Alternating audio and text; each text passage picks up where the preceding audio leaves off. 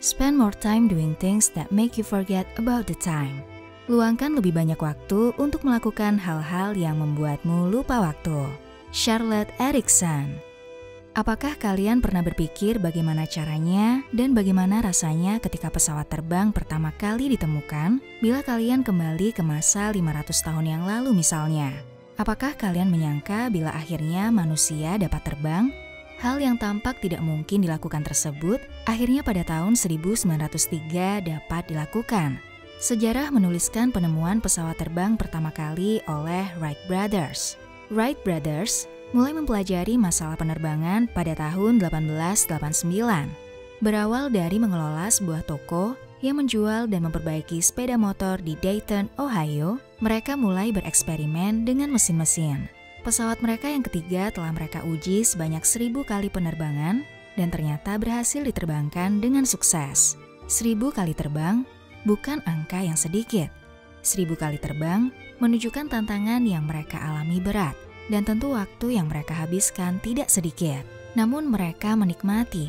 Dari ketika kemampuan mereka rendah, namun seiring berjalannya waktu, keahlian mereka pun bertambah, tantangan dan target pun semakin tinggi, hingga mereka berhasil dan puas menerbangkan pesawat. Apa yang mereka rasakan saat berusaha menaklukkan suatu tantangan dengan perasaan senang dan penuh penasaran hingga mencapai tujuan mereka adalah suatu kondisi yang dinamakan flow state. Arti flow state. Flow state dapat diartikan sebagai kemampuan seseorang untuk melakukan suatu pekerjaan atau aktivitas dengan menyeimbangkan kesulitan yang harus mereka taklukkan sehingga selalu menjadi versi diri terbaik atau optimal mereka. Dalam keadaan flow state, kita menikmati suatu aktivitas hingga waktu terasa mengalir begitu saja. Pekerjaan dapat terasa ringan walau sesungguhnya tantangannya berat. Kita merasa rileks tetapi juga intens secara bersamaan. Seperti ketika menulis. Saat ketika kamu sedang fokus menulis, kamu larut dalam waktu. Berlembar-lembar terus bertambah, seolah ide-ide terus mengalir ke otakmu. Hingga tak sadar selama 4 jam, kamu berhasil menyelesaikan satu bab cerita dengan baik. Ini karena kamu sedang berada di dalam kondisi flow. Sebaliknya ketika kamu kehilangan fokus, bahkan menyelesaikan satu halaman pun akan berat, seakan ide apapun yang masuk tidak terasa tepat. Enjoyment appears at the boundary between boredom and anxiety, when the challenges are just balanced with the person's capacity to act. Kenikmatan muncul di batas antara kebosanan dan kecemasan ketika tantangan dapat diimbangi dengan kapasitas orang tersebut untuk bertindak. Mihaly Csikszentmihalyi. Mihaly Csikszentmihalyi, seorang pengusung psikologi positif, mengatakan bahwa momen-momen terbaik dalam kehidupan kita bukanlah saat-saat pasif, reseptif maupun saat dapat menikmati hidup dengan santai. Momen terbaik justru terjadi ketika tubuh atau pikiran kita didorong hingga mencapai batasnya melalui keinginan hati untuk mencapai sesuatu yang sulit kita capai namun berharga. Mihaly kemudian memperkenalkan istilah flow state, yaitu sebuah konsep tentang momen di mana seseorang larut dalam pekerjaan atau aktivitas yang menantang yang mampu dilakukannya. Dalam risetnya, Mihaly mewawancarai atlet, seniman, hingga musisi dan menemukan bahwa momen di mana orang-orang menjadi paling kreatif, produktif, dan bahagia adalah ketika mereka berada dalam kondisi flow ini. Mihaly juga menjabarkan grafik tantangan dan keterampilan dalam flow state secara lebih dalam, melalui 8 kuadran yang disebut model fluktuasi pengalaman. Dalam 8 kuadran tersebut, terdapat perasaan bosan, apatis, khawatir, cemas, gairah, flow, kontrol, dan relaksasi. Model fluktuasi ini menggambarkan bagaimana perasaan seseorang apabila menghadapi situasi tingkat tantangan dan keterampilan yang berbeda-beda. Apatis terjadi ketika kemampuan kita rendah dan tantangan juga rendah. Khawatir terjadi ketika kemampuan kita rendah, namun tantangan kita di level menengah. Kecemasan adalah ketika kemampuan kita di level rendah, namun tantangan tinggi. Bosan terjadi ketika kemampuan kita menengah dan tantangan kita rendah. Gairah terjadi ketika kemampuan kita di level menengah, namun tantangan kita tinggi. Relaksasi terjadi ketika kemampuan kita tinggi, namun tantangan kita rendah. Kontrol terjadi ketika kemampuan kita menengah dan tantangan kita menengah. Dan yang terakhir yaitu kondisi flow, yaitu saat kemampuan kita tinggi, namun tantangan kita juga tinggi. Ketika yang tak mungkin menjadi mungkin. Pernahkah kamu ingin mencapai suatu target dari aktivitas yang kamu sukai?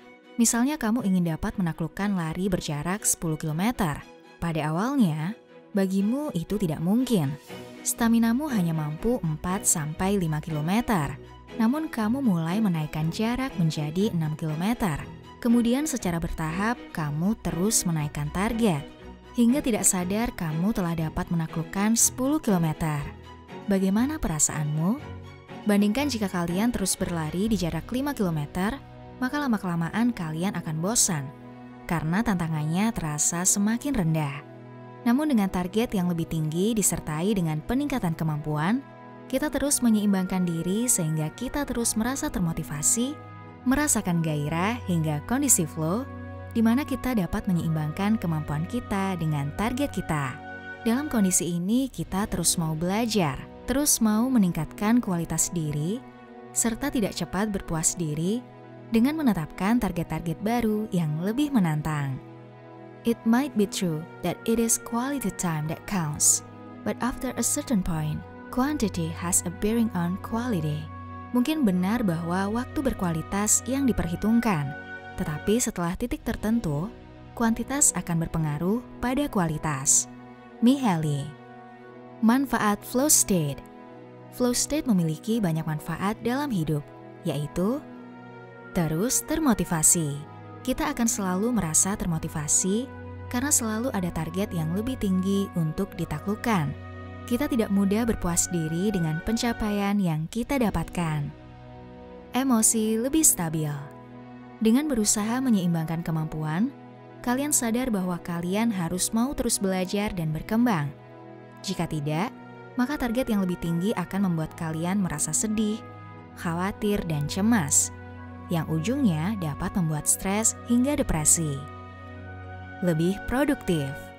Kalian sadar bahwa ada tantangan yang harus ditaklukkan, sehingga kalian akan lebih produktif.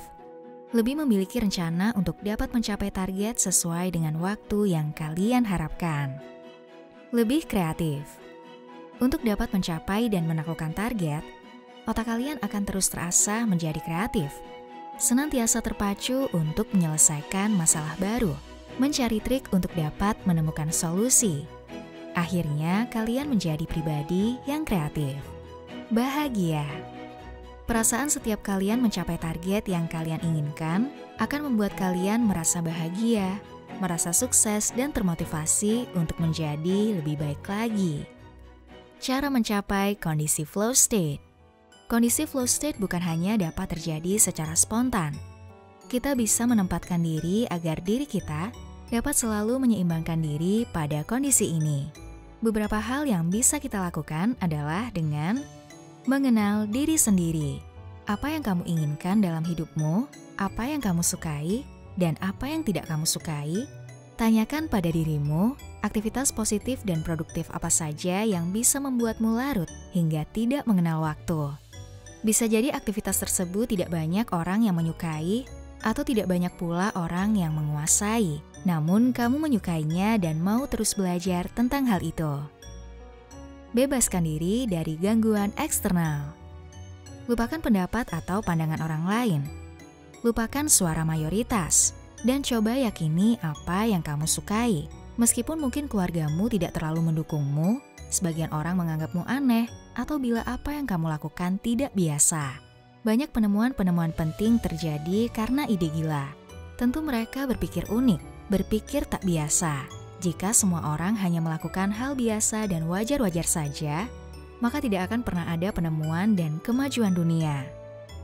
Internet tidak akan ditemukan, kita tidak akan dapat terhubung dalam waktu yang sama, dan semua orang ini pada masanya telah melakukan hal-hal yang mungkin dianggap gila. Beberapa orang mungkin akan berkata bahwa kalian hanya membuang waktu. Namun jika kalian yakin pada apa yang ingin kalian capai, maka lakukanlah. Fokus. Fokus dan hindarkan diri dari berbagai macam distraksi yang membuat kalian menjadi malas atau kehilangan motivasi. Mood dan motivasi kalian perlu terus terjaga hingga kalian dapat selalu konsisten pada peningkatan diri dan peningkatan target. Kalian dapat sejenak melupakan handphone dan media sosial, melupakan berbagai masalah atau hal-hal yang mengganggu pikiran.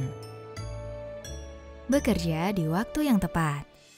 Ketika kamu ingin mencapai kondisi flow state, maka pilihlah waktu di mana kamu memiliki kondisi terbaik, kondisi fokus, dan tidak banyak gangguan, sehingga kalian dapat menjaga emosi dan mood kalian dengan baik. Konsisten. Konsisten adalah kunci dari segala kesuksesan. Ketika kalian mau terus berproses dan berprogres meskipun hanya 1% setiap harinya, maka pada satu titik, kalian akan menaklukkan apa yang menjadi target kalian. Tidak mudah berpuas diri. Berpuas diri akan membuat kalian menuju pada fase kontrol, yaitu ketika tantangan kalian sama dengan kemampuan kalian, hingga fase relaksasi, yaitu ketika tantangan kalian sudah tidak berarti lagi bagi kalian, sehingga perlu rasa tidak mudah berpuas diri, supaya kita terus memberikan target yang lebih baik, seiring dengan perkembangan diri dan pengalaman kita. Flow state adalah keseimbangan antara kemampuan diri kita dengan tantangan kita. Semakin menantang aktivitas yang kita lakukan, tentu semakin besar semangat kita. Namun tanpa skill yang cukup, hanya akan membuat kecemasan dan kekhawatiran. Bagaimana dengan target hidupmu? Sudahkah cukup menantang bagimu? It is not the skills we actually have that determine how we feel, but the ones we think we have. Bukan keahlian yang sebenarnya kita miliki yang menentukan bagaimana perasaan kita, tetapi keahlian yang kita pikir kita miliki. Mihaly.